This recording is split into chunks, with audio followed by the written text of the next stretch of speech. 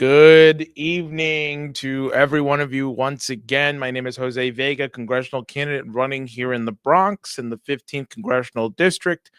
Whether you're joining us from New York City, Houston, Texas, San Francisco, California, or Dublin, Ireland, London, England, or even some of you from Berlin, Germany, as I've seen late, I want to thank all of you for getting on and keeping the routine going. Um, First and foremost, I just kind of wanted to address. I know that this is the first live stream I'm doing since I broke the news that my stepfather had been illegally abducted by ICE. I want to make one thing clear, which is that this is happening to millions of families across the nation as a whole, and this is something that has gone completely out of control, and this is something that is being done as not just in conjunction to but is the surveillance state apparatus. This is only a continuation of the same policy that has been turbocharged post 9/11.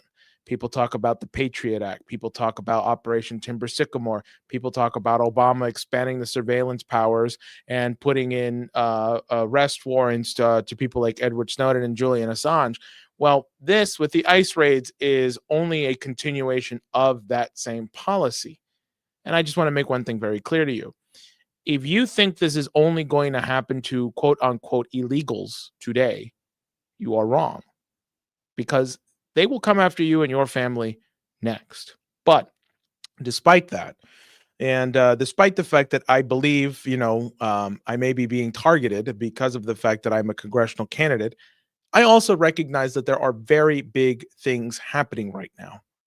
We are existing in times right now that are very momentous right now. And as a result, we're seeing potential peace going to happen in Ukraine, which is absolutely great. And we're also seeing some of that surveillance state apparatus I was talking about earlier. Glenn Greenwald did some coverage of Steve Witkoff, who was one of the lead peace negotiators in the Ukrainian conflict right now. His conversations with Russians were leaked, where he was coaching some of his Russian counterparts on how to set up meetings with Trump, doing his job, basically. So what we're seeing is we are on the cusp of, great momentous things with respect to peace internationally. Now, in respect to our own country, the Thanksgiving message that Trump put out, there's a lot that I could say on it. And I prefer being able to continue to stream on YouTube. So I would just say, that is not the message that should have been sent out yesterday. Completely offensive and apocryphal that a president of the United States would even think that that was appropriate to send out. But regardless, I'm not here just to bash that message. I'm here because I've got a different message, an alternate message, and one that we'll expand on later as the show goes on. I'm actually very excited about the potential that exists right now. First and foremost, I know that, many people are very critical of whether it's the mayor or even the president, despite their flaws. The question isn't what are they doing or what are they not doing. That's easy. And they should be criticized for whatever faults they may be doing. The question is, what are you prepared to do? What are we prepared to do? That's why I'm running for Congress here in the Bronx, because I decided to stand up. And I have encouraged people, no matter where they are in the world, that they should intervene in the means most appropriate available to them. And whether that's going to a town hall and standing up and calling out the warmongers, whether that's even recording yourself and not just calling out the rot that exists in your government, but also giving a viable alternative solution like that which Helga Zepp-LaRouche proposes in her 10 principles, is also a very effective means. Now, we're here not just to denounce the evil, but present an alternative good. And so to talk a little bit more about that, I wanted to now pass it over to Dennis Speed. So, Dennis, you're there now, and you can take it from here. Yeah, I apologize to everybody for not being on camera, but I'm not able to do that today. But I do want to say something about what Jose just said. It is the right and it is the responsibility of every human being to seek to pursue the truth. The reason that's important is because it's the one thing that can ally all of us. And it doesn't matter where we come from, what language we speak, what religion we profess or don't profess. There has to be a way to unify us, whether we're talking about one individual to one individual, one nation to one nation, or all of us as a whole in humanity. There are various people that speak about all of those circumstances, but in each of those circumstances, if there is no way to arrive at something which we can call the truth, then there is no basis for unity. There's no basis for congruence or let alone identity. We're coming up, we're actually now in the middle of a process of celebrating or commemorating or observing, depending on which way one will relate to it, the 250th birthday of the United States. Whoever you think the United States is, whatever you think about what the United States is doing, 250 years ago, it came into existence. One of the denizens of the Bronx, Gouverneur Morris, the writer of the preamble of the Constitution, was having a discussion with Lafayette. And during that discussion, he pointed out to Lafayette that there was going to be a problem with making a revolution in France. And he said, because the revolution in America took 150 years to prepare, 150 years to prepare. So he did not, that is Gouverneur Morris, who wrote the preamble to the Constitution, did not think the American Revolution was about taxes. And he didn't think that it came about as a result of reactions to the Stamp Act of the 1760 period, 1763 period at all. He called it the result of 150 years. 25 years ago, I moderated a speech that was given by Lyndon LaRouche. He talked about many things during the speech, but there's a particular discussion that he did there about the issue of the truth. And we're going to show that now as a way of introducing our story for tonight. If we can discover a principle of nature that we call a universal physical principle, if we can prove that principle to be valid, demonstrate it to be universally valid, then we know by the power we have to make that discovery, there's something going on which is not formal logic, in our minds, the power of reason. What we say, therefore, if we have a difference with others on religion or on culture, we say we must reason together. We must use this power of cognition, the principles which are made known to us through this sharing of this power of cognition, to recognize whatever our differences are in particular faith, as a given faith, that we must work together on the basis of reason. We must reason together, find a true universal principle, adopt it commonly, and work together on the basis of reason. That civil society must not be a religious society, but civil society must be of an ecumenical form based on this principle of reason. And that is the way that we will have to deal with cultures such as China, or the culture of India, or other cultures which come from roots other than European civilization. In the case of European or Mediterranean civilization, in dealing with Christianity, Judaism, and Islam, you may have problems and struggles, but you shouldn't have them, because of a common root, you have an easier task in coming together and adopting common principles. Whereas you go into other parts of the world, you don't have the same cultural background. Therefore, you must look deeper to the principle of reason to finding a common foundation for working together to a common interest. That it must be a voluntary association based on reason teaching us that this is the thing we must do together. And civil society must be based on that. For example, we've referred recently in things we've published to one of our heroes, Moses Mendelssohn. Moses Mendelssohn in Germany, in the middle of in the 18th century, played a key part in creating what is the modern classical German culture.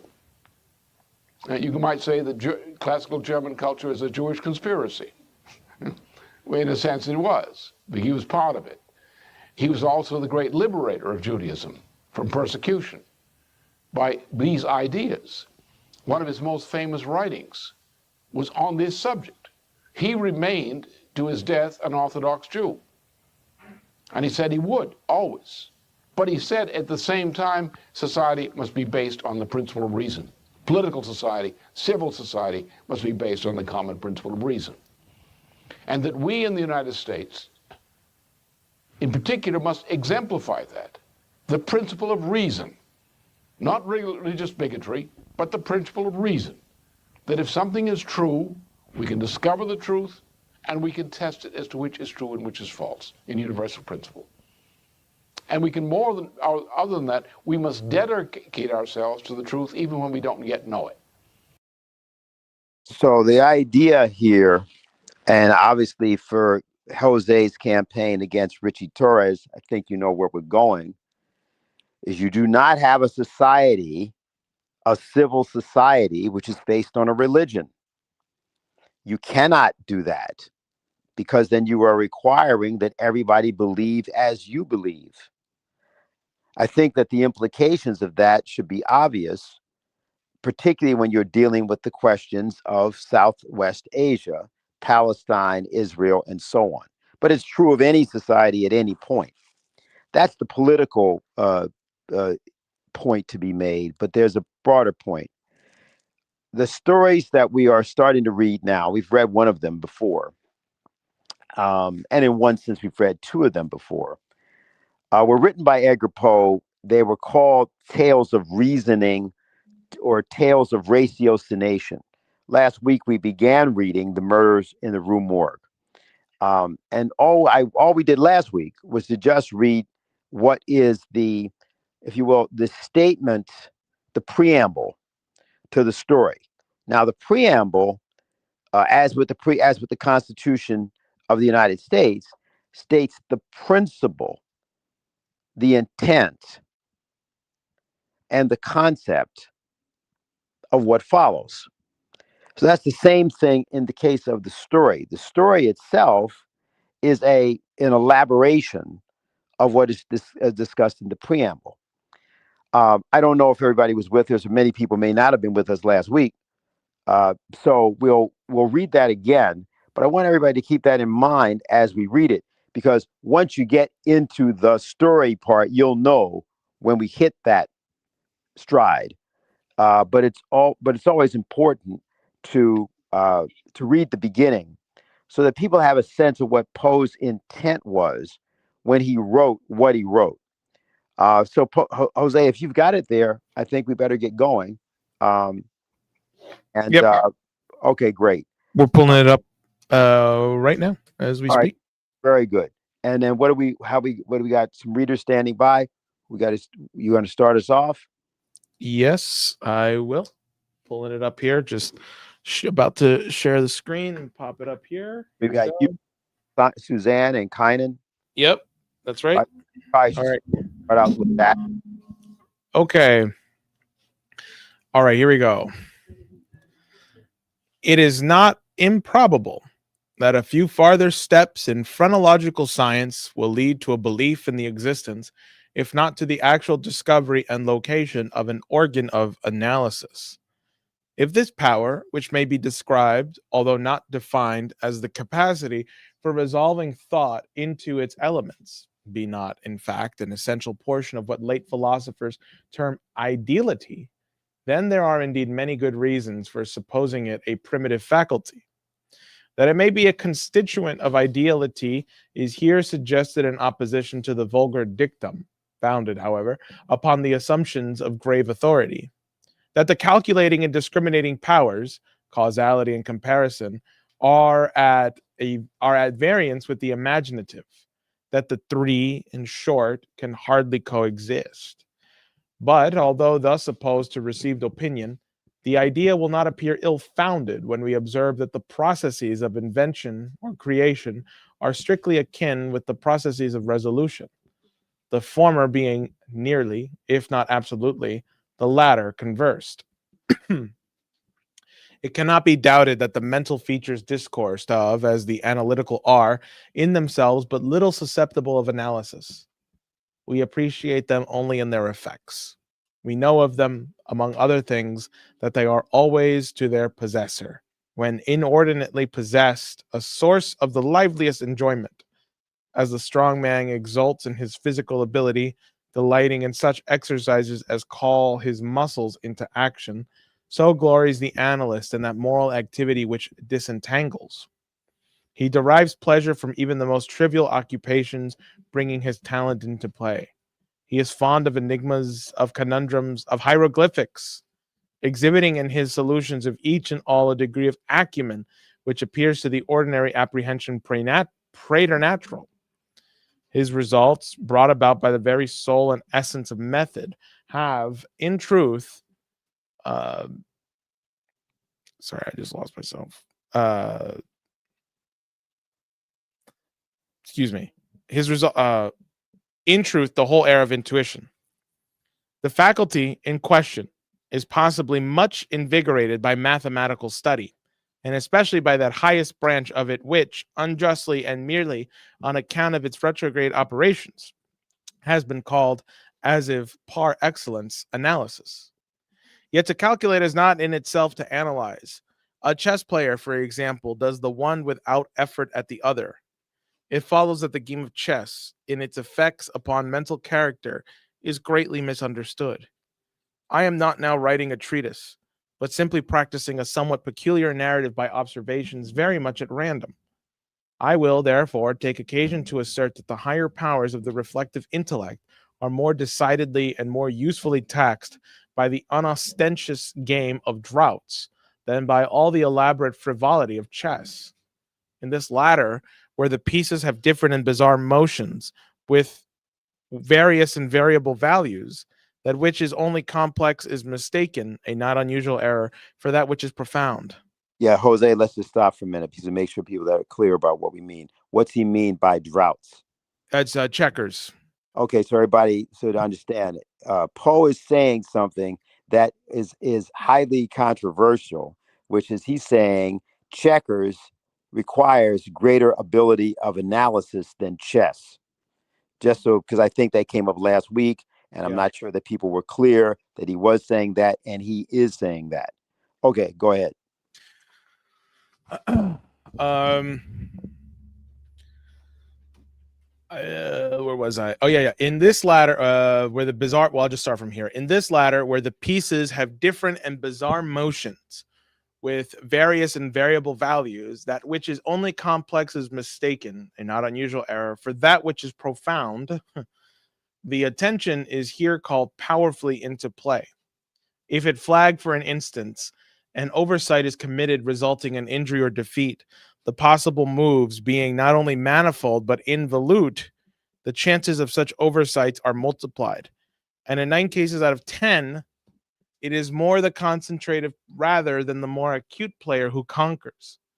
In droughts, on the contrary, where the moves are unique and have but little variation, the probabilities of inadvertence are diminished, and the mere attention being left comparatively unemployed, what advantages are obtained by either party are obtained by superior acumen. To be less abstract, let us suppose a game of droughts where the pieces are reduced to 4 kings, and where, of course, no oversight is to be expected. It is obvious that here the victory can be decided, the players being at all equal, only by some recherche movement, the result of some strong exertion of the intellect. Deprived of ordinary resources, the analyst throws himself into the spirit of his opponent, identifies himself therewith, and not unfrequently sees thus, at a glance, the sole method, sometimes indeed absurdly simple ones, by which he may seduce into miscalculation or hurry into error. Okay, hold on. Let's just do this to make sure that that's clear. Is it clear to you what the images that he's painting here? Yeah, he's basically saying that at a certain point in checkers, it's no longer about the kinds of pieces or their movement, but rather it's more about trying to think like your opponent And and he's trying saying to, yeah, each one of the opponents has 2 kings, right? Is that what he's saying? yeah. Oh Okay. yeah, that's right. Right. If there's 2 kings in the checkers game, right. if each one has two kings, then the only way that one of them can win is, what's he saying? He's saying that at that point, uh, by, as he says, the strong exertion of the intellect, deprived of ordinary resources, the analyst throws himself into the spirit of his opponent. So basically, he's like, okay, now I have to think like my opponent in this game of checkers. I have to think like my enemy is, or my opponent is, and that's the only way in which victory can come at that point, because they're equal at that point, or at least the pieces are equal. So at that point, he has to think, okay, what is my opponent going to do? Right. I didn't want to keep interrupting you. I just wanted to make sure everybody was clear that this was being said. Please go ahead. I'm sorry. No. Sure, that's important, because I'm sure actually we may be in a generation where people may not have played either of these games, Right. chess Exactly. or checkers. So Right. yeah. Anyway, Jesus. Anyway, all right. So where was I? Okay. Let me Just pick it up from any sentence that you already read, so that people can also follow. By the way. Sure. Let's just see. Deprived, I'll just take it from the last sentence of the last paragraph. Deprived of ordinary resources, the analyst throws himself into the spirit of his opponent, identifies himself therewith, and not unfrequently sees thus at a glance the sole methods, sometimes indeed absurdly simple ones, by which he may seduce into miscalculation or hurry into error. Okay, so now whist has long been noted for its influence upon what are termed the calculating power and powers. And men of the highest order of intellect have been known to take an apparently unaccountable delight in it, while eschewing chess as frivolous. Beyond doubt, there is nothing of similar nature so greatly tasking the faculty of analysis. The best chess player in Christendom may be little more than the best player of chess. But proficiency in whist implies capacity for success in all those more important undertakings where mind struggles with mind. I don't know what whist is. Can somebody look it up? It'd be nice for somebody to maybe put a note in the just because I don't think we should just Okay. But it's good. Somebody should note it up for us if they can out there. And yeah. Okay, no problem. A card game, usually for two pairs of players. Okay, it's a card game. Yes, card game. Got it. Okay, great. Now, when I say proficiency, I mean that perfection in the game, which includes a comprehension of all the sources, whatever be their character, from which legitimate advantage may be derived. These are not only manifold, but multiform, and lie frequently among recesses of thought altogether inaccessible to the ordinary understanding.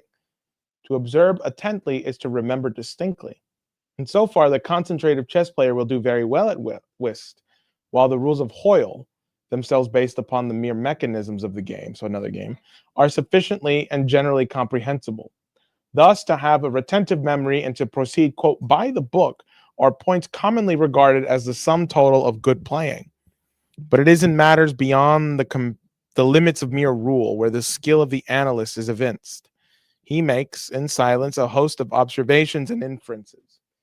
So perhaps do his companions. And the difference in the extent of the information obtained lies not so much in the falsity of the inference as in the quality of the companions. And the difference in the extent of the information obtained lies not so much in the falsity of the interference as in the quality of the observation. The necessary knowledge is that of what to observe. Our player confines himself not at all, nor because the game is the object does he reject deductions from things external to the game. He examines the countenance of his partner, comparing it carefully with that of each of his opponents. He considers the mode of assorting the cards in each hand, often counting trump by trump and honor by honor, through the glances bestowed by their holders upon each. He notes every variation of face as the play progresses, gathering a fund of thought from the differences in the expression of certainty, of surprise, of triumph, or of chagrin.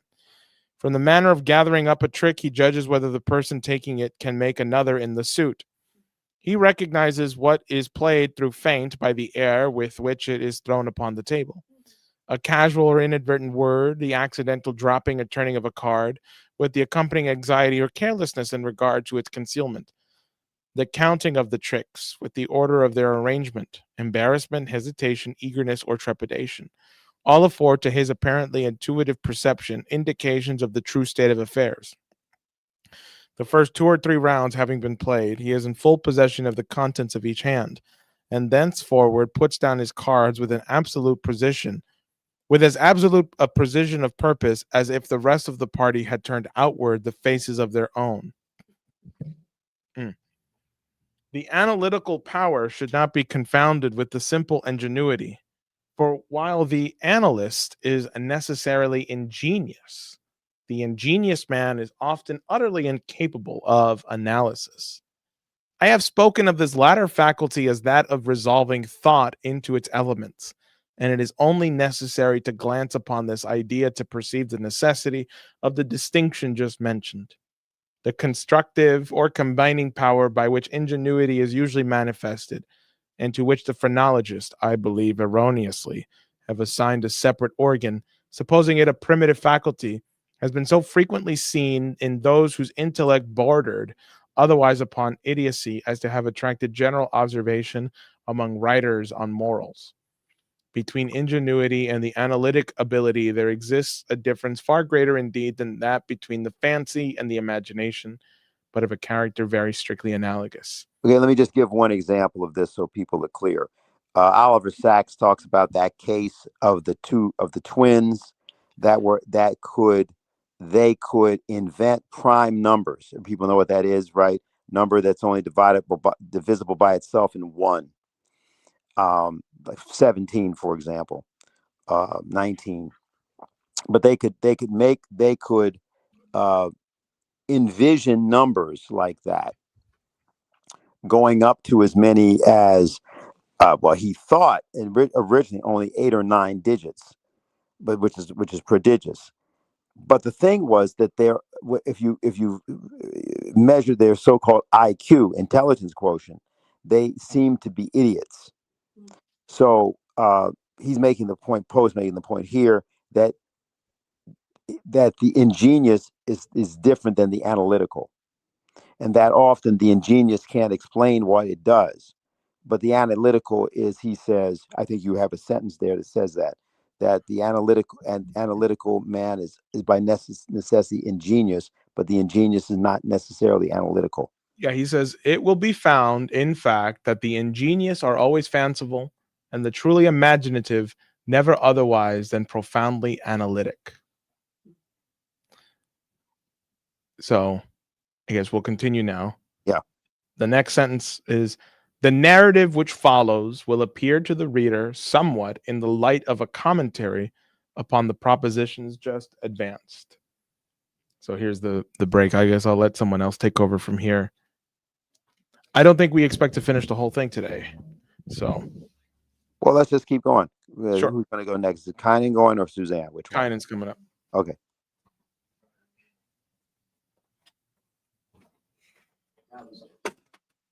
Oops. Residing in Paris during the spring and part of the summer of 18 blank, I there became acquainted with a Monsieur C. Auguste Dupin. This young gentleman was of an excellent, indeed of an illustrious family, but, by a variety of untoward events, had been reduced to such poverty that the energy of his character succumbed beneath it, and he ceased to bestir himself in the world, or to care for the retrieval of his fortunes. By courtesy of his creditors, there still remained in his possession a small remnant of his patrimony, and, upon the income arising from this, he managed, by means of rigorous economy, to procure the necessaries of life, without troubling himself about its superfluities. Books, indeed, were his sole luxuries, and in Paris these are easily obtained. Our first meeting was at an obscure library in the Rue Montmartre, where the accident of our both being in search of the same very rare and very remarkable volume brought us into closer communion. We saw each other again and again. I was deeply interested in the little family history which he detailed to me, with all that candor which a Frenchman indulges whenever more self is the theme. I was astonished, too, at the vast extent of his reading, and, above all, I felt my soul enkindled within me by the wild fervor and the vivid freshness of his imagination. Seeking in Paris the objects I then sought, I felt that the society of such a man would be to me a treasure beyond price, and this feeling I frankly confided to him. It was at length arranged that we should live together during my stay in the city, and as my worldly circumstances were somewhat less embarrassed than his own, I was permitted to be at the expense of renting and furnishing in a style which suited the rather fantastic gloom of our common temper, a time-eaten and grotesque mansion, long deserted through superstitions into which we did not inquire, and tottering to its fall in a retired and desolate portion of the Faubourg Saint-Germain. Had the routine of our life at this place been known to the world, we should have been regarded as madmen, although, perhaps, as madmen of a harmless nature. Our seclusion was perfect. We admitted no visitors. Indeed, the locality of our retirement had been carefully kept a secret from my own former associates, and it had been many years since Dupin had ceased to know or be known in Paris. We existed within ourselves alone. It was a freak of fancy in my friend, for what else shall I call it, to be enamored of the night for her own sake, and into this bizarre, as into all his others, I quietly fell, giving myself up to his wild whims with a perfect abandon. The sable divinity would not herself dwell with us always, but we could counterfeit her presence. At the first dawn of the morning, we closed all the massy shutters of our old building, lighted a couple of tapers which, strongly perfumed, threw out only the ghastliest and feeblest of rays. By the aid of these, we then busied our souls in dreams, reading, writing, or conversing, until warned by the clock of the advent of the true darkness. Then we sallied forth into the streets, arm in arm, continuing the topics of the day, or roaming far and wide until a late hour, seeking, amid the wild lights and shadows of the populous city, that infinity of mental excitement which quiet observation can afford. At such times I cannot help remarking and admiring, although from his rich ideality I had been prepared to expect it, a peculiar analytic ability in Dupin. He seemed, too, to take an eager delight in its exercise, if not exactly in its display, and did not hesitate to confess the pleasure thus derived. He boasted to me, with a low chuckling laugh, that most men, in respect to himself, wore windows in their bosoms, and was wont to follow up such assertions by direct and very startling proofs of his intimate knowledge of my own. His manner at these moments was frigid and abstract. His eyes were vacant in expression, while his voice, usually a rich tenor, rose into a treble which would have sounded petulantly but for the deliberateness and entire distinctness of the enunciation. Observing him in these moods, I often dwelt meditatively upon the old philosophy of the bipart soul, and amused myself with the fancy of a double Dupin, the creative and the resolvent. I think there's going to be some dialogue here. So, Jose, can you go back and forth with him? Yeah. Okay. Let it not be supposed from what I have just said that I am detailing any mystery or penning any romance. What I have described in The Frenchman was merely the result of an excited or perhaps of a diseased intelligence. but of the character of his remarks at the periods in question, an example will best convey the idea. We were strolling one night down a long, dirty street in the vicinity of the Palais Royal. Being both apparently occupied with thought, none of us had spoken a syllable for 15 minutes at least. All at once, Dupin broke forth with these words. He is a very little fellow. That's true. It would do better for the Theatre de Variété. There can be no doubt of that, I replied unwittingly, and not at first observing, so much had I been absorbed in reflection, the extraordinary manner in which the speaker had chimed in with my meditations. In an instant afterward, I recollected myself, and my astonishment was profound. Dupin, said I gravely, this is beyond my comprehension. I do not hesitate to say that I am amazed and can scarcely credit my senses. How was it possible you should know I was thinking of? Here I paused to ascertain beyond a doubt whether he really knew of whom I thought. Of Chantilly. Said he. Why do you pause? You are remarking to yourself that his diminutive figure unfitted him for tragedy. This was precisely what had formed the subject of my recollections.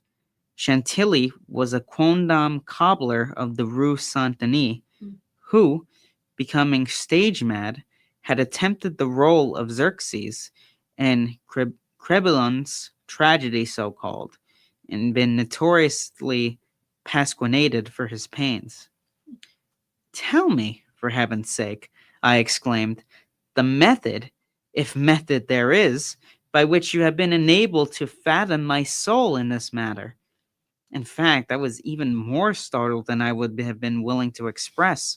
It was the fruiterer, replied my friend, who brought you to the conclusion that the mender of souls was not sufficient height for Xerxes et id genus omne. The fruiterer? You astonish me. I know no fruiterer whomsoever. The man who ran up against you as we entered the street. It may have been 15 minutes ago.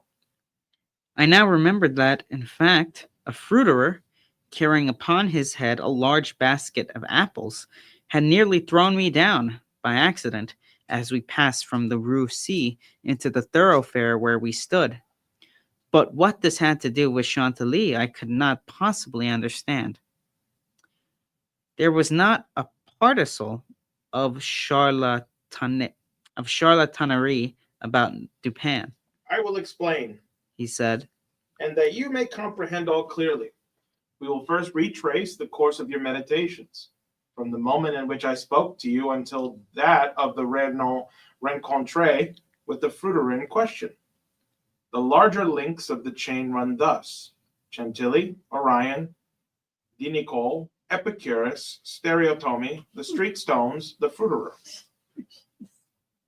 There are few persons who have not, at some period of their lives, amused themselves in retracing the steps by which particular conclusions of their own minds have been attained. The occupation is often full of interest, and he who attempts it for the first time is astonished by the apparently illimitable distance and incoherence between the starting point and the goal. What, then, must have been my amazement when I heard the Frenchman speak what he had just spoken. And when I could not help acknowledging that he had spoken the truth, he continued. We had been talking of horses, if I remember aright, just before leaving the Rue C. This was the last subject we discussed. As we crossed into this street, a fruiterer with a large basket upon his head, brushing quickly past us, thrust you upon a pile of paving stones collected at a spot where the causeway is undergoing repair. You stepped upon one of those loose fragments, slipped, slightly strained your ankle, appeared vexed or sulky, muttered a few words, turned to look at the pile, and then proceeded in silence. I was not particularly attentive to what you did, but observation has become with me of late a species of necessity. You kept your eyes upon the ground, glancing with a petulant expression at the holes and ruts in the pavement, so that I saw you were still thinking of the stones, until we reached the little alley called La Martine, which has been paved by way of experiment, with the overlapping and riveted blocks.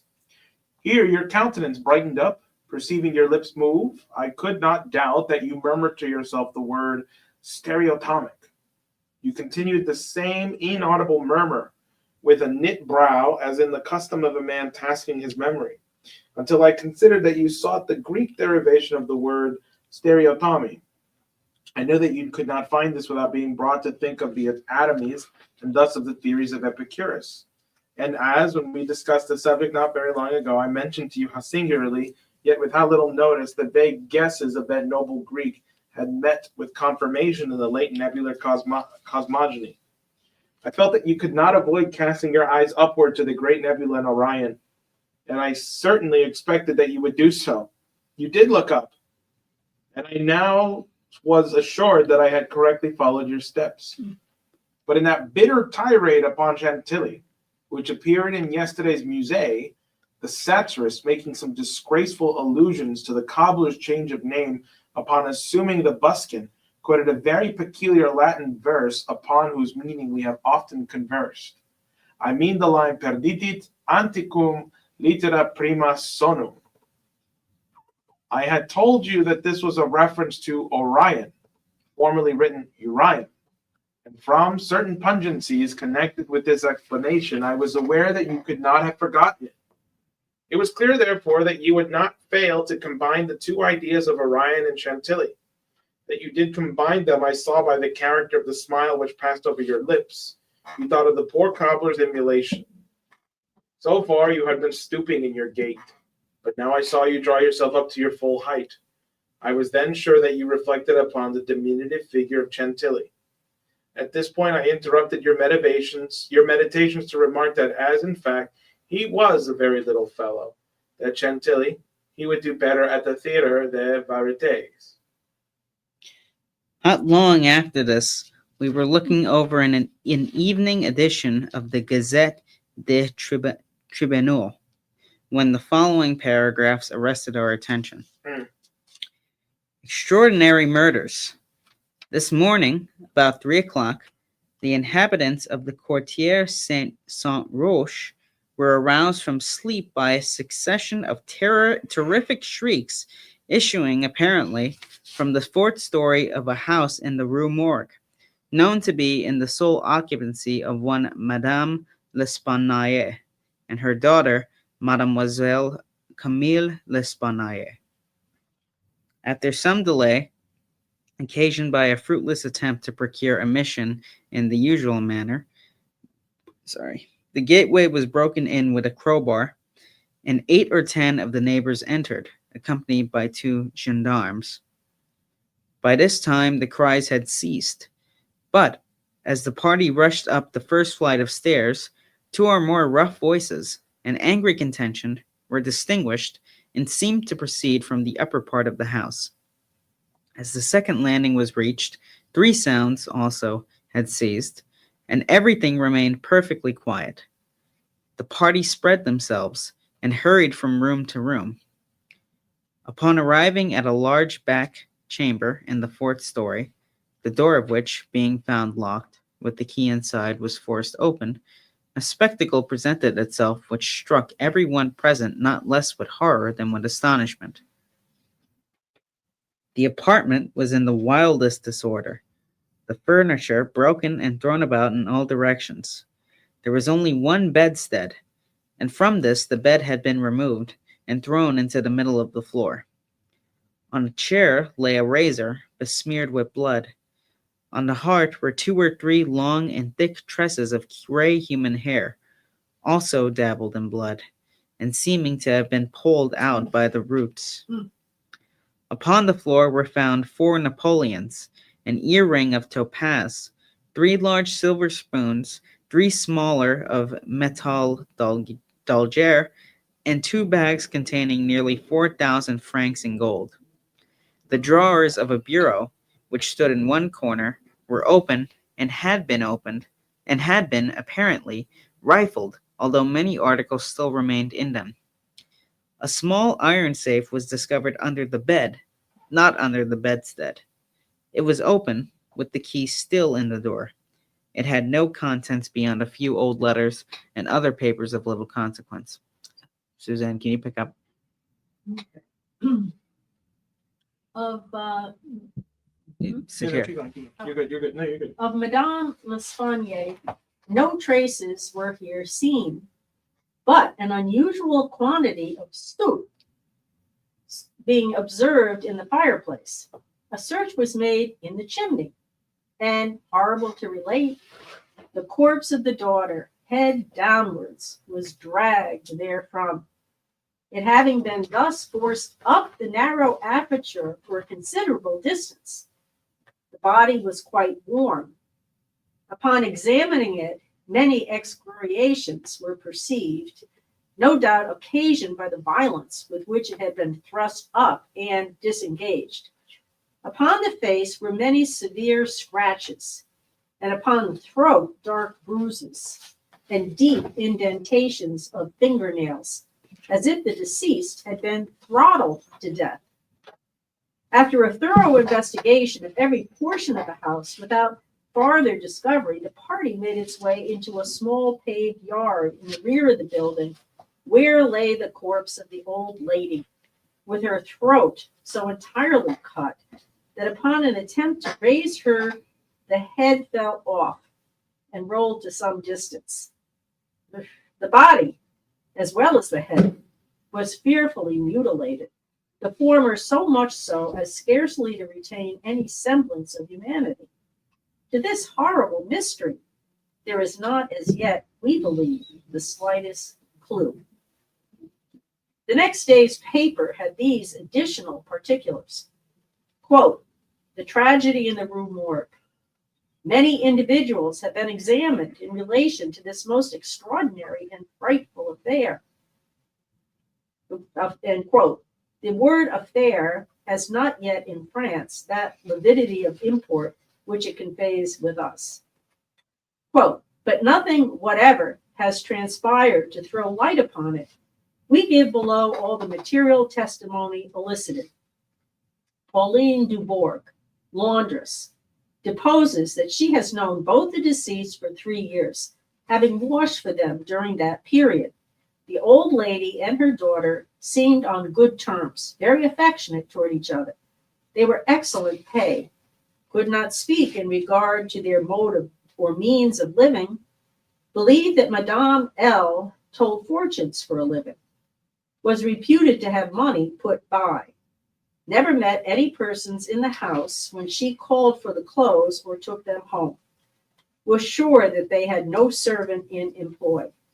There appeared to be no furniture in any part of the building except in the 4th floor.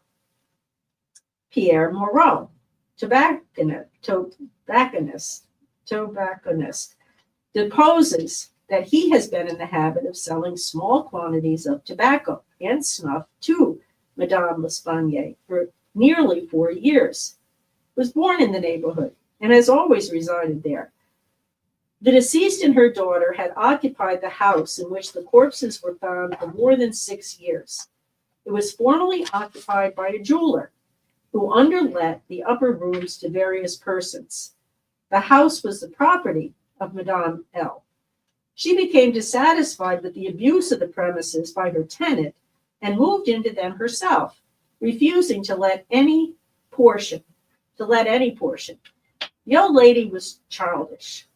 Witness had seen the daughter some 5 or 6 times during the 6 years. The two lived an exceedingly retired life, were reputed to have money. Had heard it said among the neighbors that Madame L. told fortunes, did not believe it, had never seen any person enter the door except the old lady and her daughter, a porter once or twice, and a physician some 8 or 10 times. Many other persons, neighbors, gave evidence to the same effect. No one was spoken of as frequenting the house. It was not known whether there were any living connections of Madame L. and her daughter. The shutters of the front windows were seldom opened.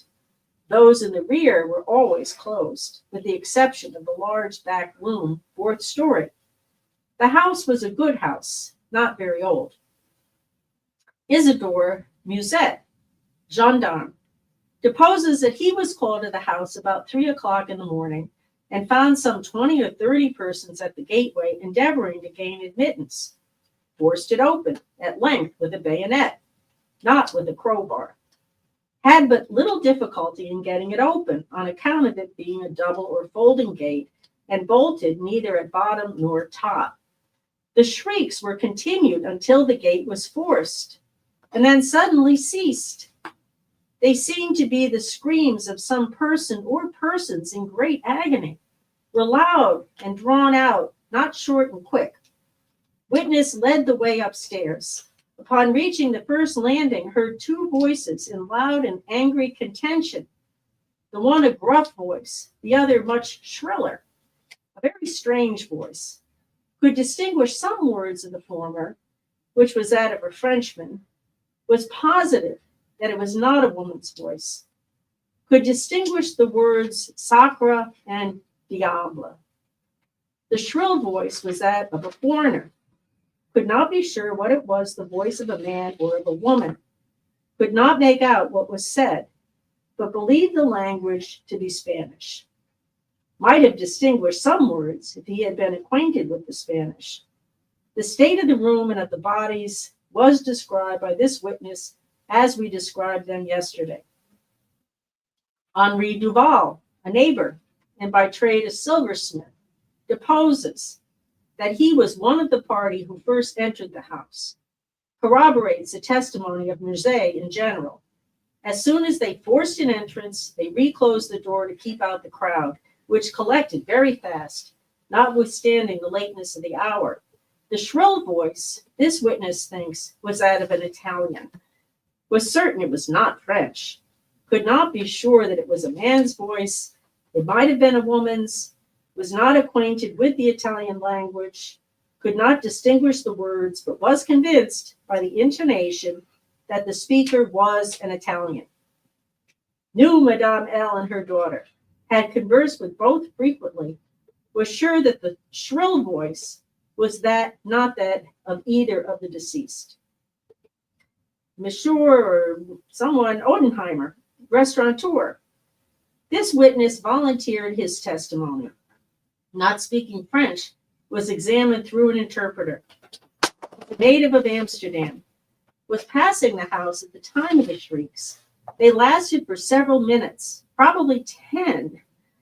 They were long and loud, very awful and distressing. Was one of those who entered the building, corroborated the previous evidence in every respect but one, was sure that the shrill voice was that of a man, of a Frenchman. Could not distinguish the words uttered. They were loud and quick, unequal, sometimes quick, sometimes deliberate, spoken apparently in fear as well as in anger. The voice was harsh, not so much shrill as harsh. Could not call it a shrill voice. The gruff voice said repeatedly, sacre, diable, and once, mon Dieu. Hold on, Suzanne. I think we have to stop there. It's already 7 o'clock. Mm. And Dennis isn't connected anymore. Oh, But we just have to remember that we leave off here Jules Mignon. And we can pick it up there next week. Mm-hmm. I think it's kind of interesting that he first, in the preamble or in the introduction, he's talking about the method about thinking like your opponent and going beyond just the rules. And then he has this little narrative between him and Dupin, where Dupin was able to not only figure out what he was thinking, but his whole process of thinking. Yeah. And then it goes into, oh, there's a murder we have to solve. Right. You know, it's like Poe saying, like, if you still don't get it, then let me break it down for you this way. Right. So that's my opinion. So anyway, yeah, I think I don't see Dennis there anymore. But okay. Any other thoughts, kind of? Right. We No. just have to remember that we are on Jules McNaud. with the banker. Yeah, the banker of the firm. And then we can pick it up next week. So, yeah. Okay, Okay. Sounds good. awesome. And